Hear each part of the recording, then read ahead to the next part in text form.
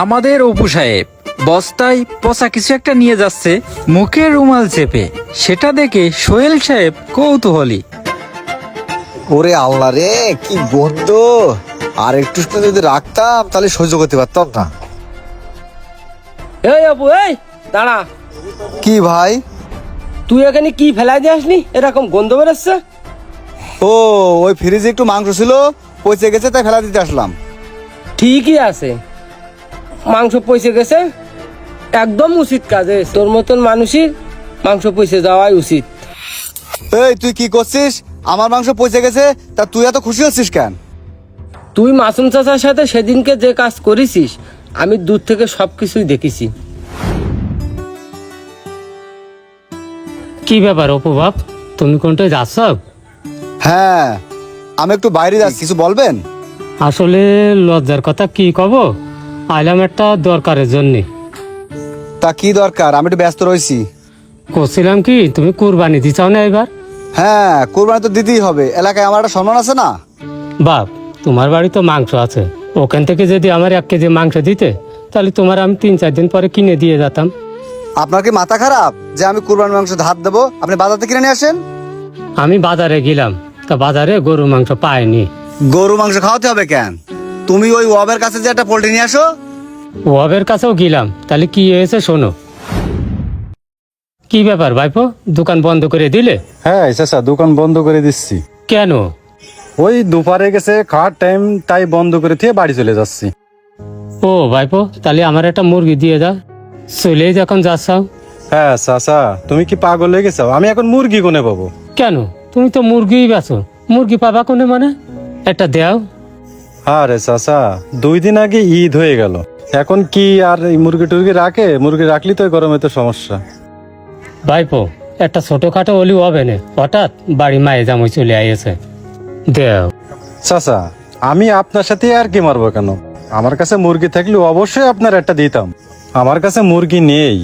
ভাইপো, অন্য কোনো জায়গার থেকে একটা ম্যানেজ করে দেওয়া যায় না? দেখো দিনই চেষ্টা করে। না চাচা, আপনি বাজারে যেয়ে দেখেন গরুর মাংস পাওয়া যায় কিনা। বাজারেও গেলাম, যাই ওখানেও গরু গোশ পাইনি। তাহলে এক কাজ করেন চাচা, আপনাদের ওই যে পাড়ায় অপু আছে না, ও তো কুরবানি দিল, ওর বাড়ি গোশ আছে, ওর বাড়ির থেকে গোশটা এসে আপনার কুটুমটা বিদায় করেন। তা একটা ভালো কথা কইছা ভাইপো, যাই দেখি তালি ওর কাছ থেকে লাইন একটা হয় কিনা। চাচা তাহলে যাই দেখেন, আমি তাহলে চলে যাই। আচ্ছা ঠিক আছে ভাইপো, যাই তাহলে দেখি। যান। সবই তো শুনলে, ওর কাছে নেই, তা তুমি 1 কেজি মাংস দাও আমার। না, আমি কোরবানির মাংস দিয়ে কিনা মাংস আমি নিতে পারবো না। বাপ, তুমি তো কুরবানি করেছো মানুষের দান করার জন্য, তা ওখান থেকে 1 কেজি না আমার দান হিসেবে দাও। আমি যখন কোরবানি দিয়ে গোশ বেচলাম তখন তুমি কনে ছিলে? বাপ, আসলে লজ্জায় তো গোশ কুড়োতে যেতে পারিনি, আর মেন কথা হচ্ছে তোমার চাচি আর আমি একা বাড়ি, তো ছেলে বিলেও তো নেই, এই জন্যই আজ যায়নি। আর হঠাৎ করে মেয়ে জামাই চলে এসেছে তো, আর এই জন্যই আসতে এলো। তোমার যখন এতই লজ্জা, তা এখন আইসো কেন? ও গোশ ফোশ আমি দিতে পারবো না, আমার শ্বশুর বাড়ি পাঠাতে হবে, আবার কিছু আত্মীয় স্বজন বাড়ি পাঠাতে হবে। বা কোনো রকম ওখান থেকে 250 গ্রাম মতো দাও, তাহলে ওকে যাতে বিদেয় হয়। ওই, আপনি ভালো কথা বোঝেন না, আমি কোনো গোশ ফোশ দিতে পারবো না, আপনি যান, যাও বেরো।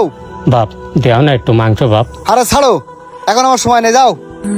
এত মাংস ফিরেছে, আর 1 টুকরো মাংস আমার দিলে না।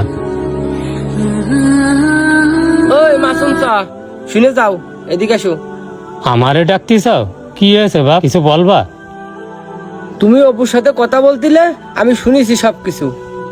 তোমার কোনো টেনশন করা লাগবে না, আমার বাড়ি প্রচুর পরিমাণে মাংস আছে, তোমার যতটুকুনি পরিমাণে লাগে তুমি ততটুকু পরিমাণে নিয়ে যাও। না বাপ, আমার আর মাংস নেওয়ার দরকার নেই, মাংস নেওয়ার স্বাদ আমার মিটে গেছে। তুমি একজনের পরে রাগ করে তোমার বাড়ির লোকগুলো বঞ্চিত করবা কেন? তুমি আমার বাড়ি চলো, আমার এখান থেকে নিয়ে তারপরে যাই এনে। না থাক, আমার লাগবে না, আমি বাড়ির দিকে চলে যাচ্ছি, তুমি থাকো বাপ। আরো বাপু, তুমি শোনো, আমার বাড়িতে নিয়ে যাও দিনি, আমার বাড়ি মাংস খাওয়ার লোকই নেই।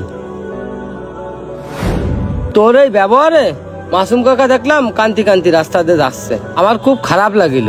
তা আমি তো কুরবানি দিইনি, তা আমার বাড়ি কিনা মাংস ছিল, আমি সেখান থেকে তারে গোশ দিছি, সেইটা নিয়ে বাড়ি গেছে। তাহলে বুঝেছিস, আল্লাহর বিচার দেখ, মাসুম চাচা ঠিকই গোশ খেয়েছে, কিন্তু তোর গোশ কিন্তু তুই খাতি পারিসনি, তোর গোশ বাগানেই খেয়েছে। এরকমও হতে পারে আল্লাহ তোরে সামনের বার কুরবানি দেওয়া সামর্থ্যও দিল না। আমাদের দেশে এমন অনেক মানুষ আছে যারা কুরবানি দিয়ে ফ্রিজ ভর্তি মাংস রেখে দেয়। আশেপাশের মধ্যবিত্ত পরিবারের খোঁজ নেয় না, যারা মাংস কুড়াতে পারে না।